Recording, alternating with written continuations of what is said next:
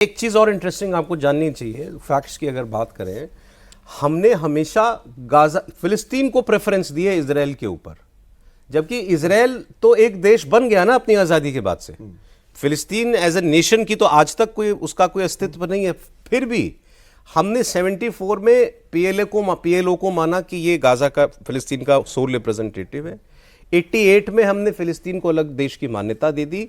Israel को मान्यता पहले दे दी थी, लेकिन उसको हमने उसके साथ पूर्ण राजनयिक संबंध 1992 में स्थापित किए हैं। हमने हमेशा प्रायोरिटाइज किया गाजा को या फिलिस्तीन को इजराइल के ऊपर हमेशा। इस सरकार ने लेकिन क्या उससे मुंह फेर लिया है? सवाल अब ये होगा मन में। देवेंद्र इस पर आपको अभी ज्यादा बताएंगे। अभी यूएन में लेटेस्ट एक वोट हुआ था 4-5 दिन पहले, जहां पर अलग देश की मान्यता देने के तौर पर और फुल मेंबर बनाने के लिए, फुल मेंबर के लिए ना हुआ था, तो हमने सपोर्ट किया उसको। इससे पहले एससीओ समिट हुआ जिसमें तियानजिन में प्रधानमंत्री मोदी गए थे, वहां इजराइल के खिलाफ प्रस्ताव पास हुआ, हम उसका हिस्सा थे। हम तो मतलब वो जो सवाल उनका मेरा भी है, सोनिया गांधी क्या चाह रही है, भारत क्या कर दे?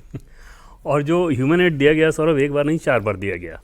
अच्छा, ठीक है ना, उसमें हमारे कर्नल शहीद भी हुए थे। तो अब इसके बाद क्या ही किया जा सकता है? दूसरी चीज़ देखें अगर आप, तो वर्तमान में इजराइल की उपयोगिता और अतीत में, इन दो चीज़ को देख के समझे ना, तो पूरा स्टैंड आपको समझ में आएगा कि ये सिर्फ और सिर्फ वोट फॉर गाजा है, अपीजमेंट पॉलिटिक्स के अलावा और कुछ नहीं। अच्छा। और वो सिर्फ तथ्य के आधार पर सीधे समझ में आएगा। पहली बात यह है कि इजराइल के साथ हमारी दोस्ती महत्वपूर्ण क्यों। अभी लेटेस्ट आप समझ लें ऑपरेशन सिंदूर में, ऑपरेशन सिंदूर की सफलता हो ही नहीं सकती थी इजराइल के बिना। उसके हायरोप ड्रोन मिसाइल की बात कर लें, स्काई स्ट्राइकर की बात कर लें, इन दोनों ड्रोन के, या फिर रैम्पेज मिसाइल की बात कर लें। जैसे अगर लाहौर के एयरफोर्स वाले सिस्टम को नस्तानाबूद किया गया था, तो इजराइल के साथ जो हम ड्रोन बना रहे हैं, इजरायली ड्रोन के द्वारा ही किया गया था। और इजरायली ड्रोन क्यों हमारे लिए उपयोगी हैं? क्योंकि इजराइल से बेहतर अमेरिका और चीन यही 2 ड्रोन बनाते हैं। चीन आपको देगा नहीं।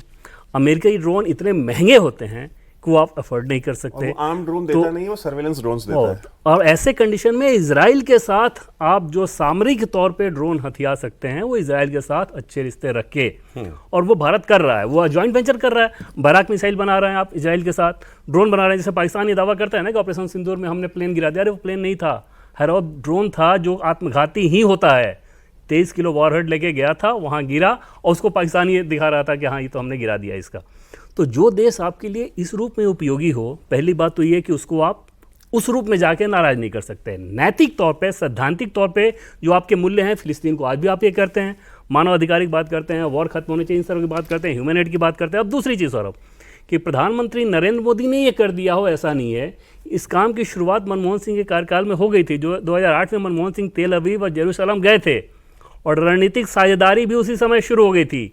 प्रधानमंत्री मोदी के कार्यकाल में सिर्फ ये हुआ है कि उसको और ज्यादा विस्तार दिया गया है। इजराइल से नजदीकी मनमोहन सिंह जी के टाइम 2008 में वो दौरा करने गए थे जेरूसलम, और उस समय रणनीतिक साझेदारी ऑलरेडी उस समय शुरू हो गई थी। ये वाजपेयी जी के समय शुरू नहीं हुआ था।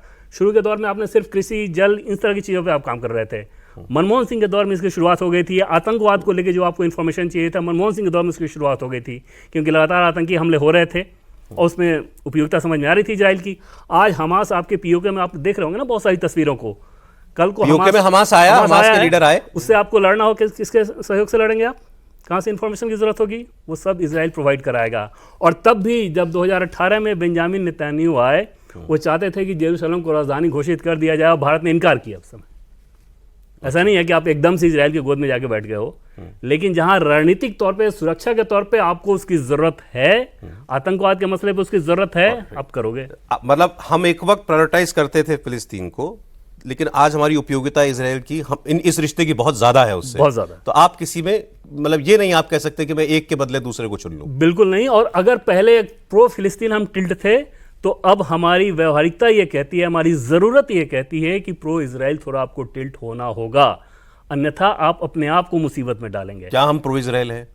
बिल्कुल, इसमें कोई दो राय नहीं कि अब जो टिल्ट की बात मैं सिर्फ कर रहा हूँ, टिल्ट एकदम पहले जो फिलिस्तीन की तरफ था, अब वो व्यवहारिकता आपकी ये कह रही है कि आप इधर हो और कोई कारण नहीं आपके पास ना होने का। ह्यूमन राइट की बात करते हैं, ह्यूमन राइट जम्मू कश्मीर में नहीं दिखा क्या? कश्मीरी पंडितों को मार के भगा दिया, उस पर आर्टिकल लिखी होती लगातार।